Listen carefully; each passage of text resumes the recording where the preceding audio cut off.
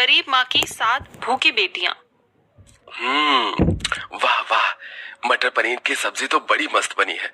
खाकर मजा आ गया, स्वाद तो जुबान पर खुल गया। तेरे ही लिए तो मटर पनीर की सब्जी बनवाई थी। रमेश, 1-2 रोटी और ले ले बेटा। नहीं माँ, मेरा तो पूरा का पूरा पेट एकदम टंच हो गया।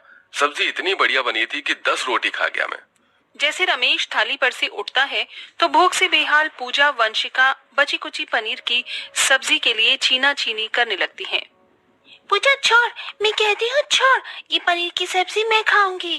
टूटियो, वंशिका दीदी, मैं भी तो खाऊंगी, भूख लगी है मुझको।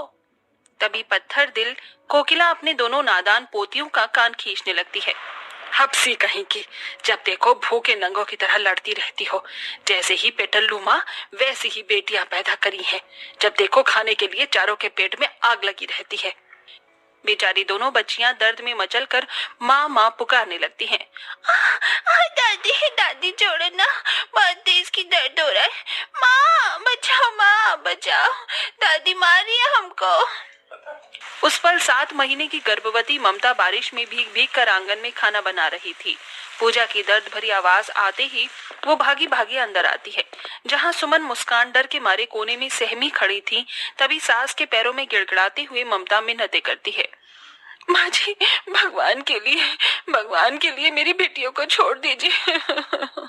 अभी तो मैं इन्हें छोड़ रही हूँ बहुरानी, मगर याद रखियो, इस बार अगर तूने मुझे बेटा पैदा करके नहीं दिया तो तुझे और तेरी 5 बेटियों को जहर देकर मार दूंगी। कोकिला स्वभाव की बहुत ही कंजर औरत थी। उसके दिल में अपनी गरीब बहू ममता के लिए बैर बसा हुआ था, क्योंकि दोनों माँ बेटे को ममता से औलाद की इच्छा थी, मगर ममता को 4 बार बेटी ही हुई और अब वो 5वीं बार गर्भवती थी। इसीलिए अक्सर जलन में कोकिला बेचारी बच्चियों का खाना बंद कर देती थी। ऐसे में गरीब माँ बेटियों को नमक पानी पिलाकर सुला देती थी। धीरे धीरे ममता के महीने बढ़ते गए और मानसून का मौसम शुरू हो गया, मगर उस गरीब दुखियारी माँ को कहाँ पता था कि वो बरसात का मौसम उसकी जिंदगी में कितने दुख लेकर आ रहा है।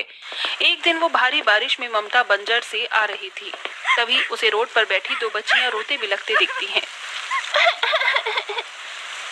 चुप हो जा वंशिका, रो मत बहन। अरे बेटा, तुम दोनों ऐसे बारिश के मौसम में रोड पर क्यों बैठी हो? तुम्हारा घर कहाँ है? ये सुनते ही 10 साल की विनीता की आंख से झरझर आंसू बहने लगे और भर्राए गले से वो केवल इतना ही कह पाई, हमारे कोई घर नहीं, हमारे माता पिता मर गए। दोनों के चेहरे में ममता अपनी बेटियों को देखती है और उनके आंसू पोंछ कर उन्हें अपने साथ घर ले आती है। आओ आओ, अंदर आओ, डरो नहीं। उन्हें देखकर दोनों माँ बेटे पिनपिना जाते हैं। तुम दोनों को भूख लगी होगी, विनीता मैं कुछ खाने को लाती हूँ। तभी रमेश गुस्से से लाल पीला होकर बोला, अरे ओ बौराई लुगाई, ये कैसे उठा लाई है?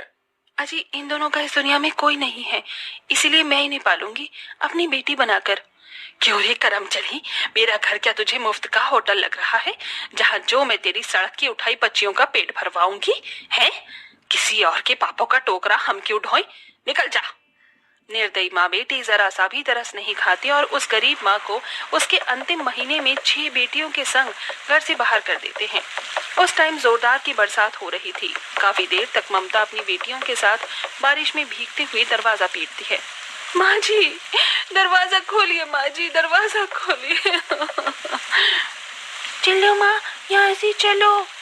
ममता सबको संग में लिए मारी मारी फिरने लगती है। जैसे जैसे रात गहरी होती है, तूफान और बारिश की गति तेज हो जाती है। उसी बीच ममता को पीड़ा शुरू हो जाती है। माँ। 10-12 साल की सुमन विनीता इधर उधर देखती हैं। कुछ दूरी पर उन्हें एक गौशाला दिखता है। माँ चलो माँ, थोड़ी हिम्मत करो, वहाँ चलो। सहारा देकर दोनों बहनें ममता को गौशाला में लाती हैं। माँ, हिम्मत रखो माँ, सब ठीक होगा। ममता अपनी 7वीं बेटी को जन्म देती है। कुछ देर में सवेरा निकल आता है, बारिश भी थम जाती है। बेचारी सभी बेटियों का मुंह भूख से मुरझाया हुआ था। माँ, बहुत जोर की भूख लगी है। हाँ माँ, जोर की भूख लगी है, पेट भी दुख रहा है। भूख से बिलखती बेटियों की ऐसी दशा देखकर गरीब माँ का दिल निकल गया। हे प्रभु जी, आप मेरी कैसी परीक्षा ले रही हो। एक माँ के सामने उसकी बेटियां भूखी हैं और मैं कुछ नहीं कर पा रही हूँ। विनीता, सुमन बिटिया, अपनी बहन को संभालो, कुछ खाने को लाती हूँ। ममता कमजोर शरीर में ही काम ढूंढने निकल जाती है। तभी घटाएं चमकने लगती हैं और तेज की बारिश आ जाती है। भैया जी, कोई काम मिलेगा? अरे नहीं नहीं, कोई काम नहीं है, चल जा। बेचारी लाचार माँ जितनी भी जगह उम्मीद लगा कर जाती है, सब उसकी गरीब हुलिये के चलते भिखारी जानकर दुत्कार कर भगा देते।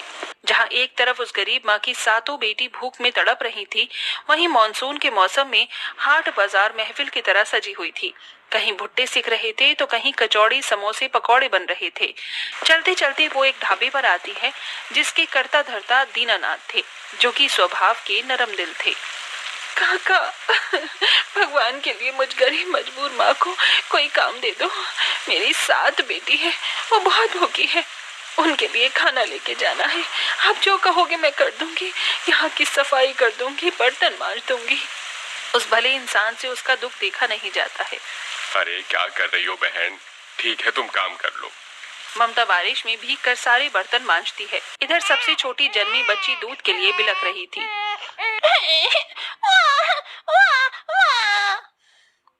अले ले ले, नहीं रोते मुनिया, माँ आती होगी दूध लेके। इतने में गौशाला का ग्वाला आकर उन 7 को बाहर कर देता है। अरे ओ लड़कियों, चलो निकलो यहाँ से, चलो। लेकिन हम कहाँ जाएंगी अंकल? बाहर जोर की बारिश हो रही है। हमारी बहन ना बहुत छोटी है, दया करके हमें रहने दो यहाँ। नहीं नहीं, तुम यहाँ नहीं रह सकती हो, निकलो यहाँ से। चलो बहनों, आ जाओ। सब बारिश में एक पेड़ के नीचे खड़ी हो जाती हैं। ममता कुछ रोटियां और सब्जी ले आती है। तभी भूख भरी निगाहों से खाने की तरफ देखते हुए पूजा, गौरी, मुस्कान और वंशिका कहती हैं, माँ तुम खाना ले आई? माँ, हाँ मेरी बच्चियों, मैं खाना ले आई, मगर थोड़ा ही है, इसी से गुजारा करना होगा। बेचारी दुखियारी माँ डबडबाई आंखों से बारी बारी एक एक कौर सबको खिलाती है। हालांकि किसी का पेट तो नहीं भरता, मगर कुछ निवाले खाकर सब्र होता है। तभी बिजली कड़कने लगती है, जिसे देखकर चिंता करते हुए ममता ने कहा, लगता है तेज की बारिश होने वाली है, हमें अपने लिए झोपड़ी तैयार करनी होगी। मुझे तुम सबके साथ की जरूरत है। ममता के संग उसकी बेटियां भी तिनके और फूस चुनती है, तो वहीं विनीता और सुमन, जो कि बड़ी थी, वो लकड़ियां काट कर लाती हैं और झोपड़ी तैयार हो जाती है। धीरे धीरे ढाबी पर बर्तन मांजने के साथ साथ ममता घर बनाने का भी काम करने लगती है और अपनी 6 बेटियों को स्कूल में दाखिला दिलवा देती है और सबसे छोटी को पीठ पर बांधकर काम पर लाती और बारिशों के मौसम में संघर्ष करती। और इन्हीं गरीबी लाचारी के बीच कई साल लम्हों की तरह गुजर जाते हैं। 7 बेटी जवान हो चुकी थी, मगर आज भी गरीबी के चलते सबके हिस्से 1 से 1.5 रोटी ही आती थी। माँ, बहुत ही स्वादिष्ट खाना बनाया था तुमने। सच माँ, तुम्हारे हाथ में जो स्वाद है ना, वो कहीं और नहीं। तभी झूठे मुंह से ममता हिचकिचाते हुए कहती है, तुम दोनों को एक एक रोटी और दूं, लोगे? माँ, अब हम बड़ी हो गई हैं, बच्ची नहीं रही। हमें घर के दुख तकलीफ समझ में आती हैं। हम जानते हैं कि परात में और रोटी नहीं है। ये सुनते ही ममता की आंख से आंसू छलक पड़ते हैं। कैसी गरीब माँ की कोख से पैदा लिया है तुमने, जो तुम्हें इतने सालों में कभी पेट भरकर अच्छा खाना नहीं खिला पाई। मैं जानती हूँ इतने बड़े शरीर में तुम्हें ज्यादा भूख लगती होगी, मगर फिर भी जितना देती हूँ उसी में खाकर रह जाती हो। जाने विधाता मेरे घर का दुख कब हरेंगे। माँ, बहुत जल्द हमारा दुख दूर होने वाला है। एक बार मेरा यूपीएससी का परिणाम आ जाए, फिर ये भुखमरी नहीं रहेगी। माँ, 7 बेटियों ने अपनी माँ के दुख को देखा था। गरीबी में किस तरह से अपना पेट काट कर ममता ने उन्हें पढ़ाया लिखाया था। कुछ दिन में विनीता, सुमन और मुस्कान की नौकरी ऊंचे पद पर लग जाती है और कल तक जहां उनके पास ढंग से खाने को नहीं था, आज बंगला, गाड़ी और हर सुख सुविधा आ जाती है। देखो माँ, ये रही तुम्हारी रसोई, अब तुम्हारा जो मन करे वही बनाना। बहुत कर लिया है तुमने हमारे लिए, अब हमारी बारी है कि हम तुम्हें सुख दें।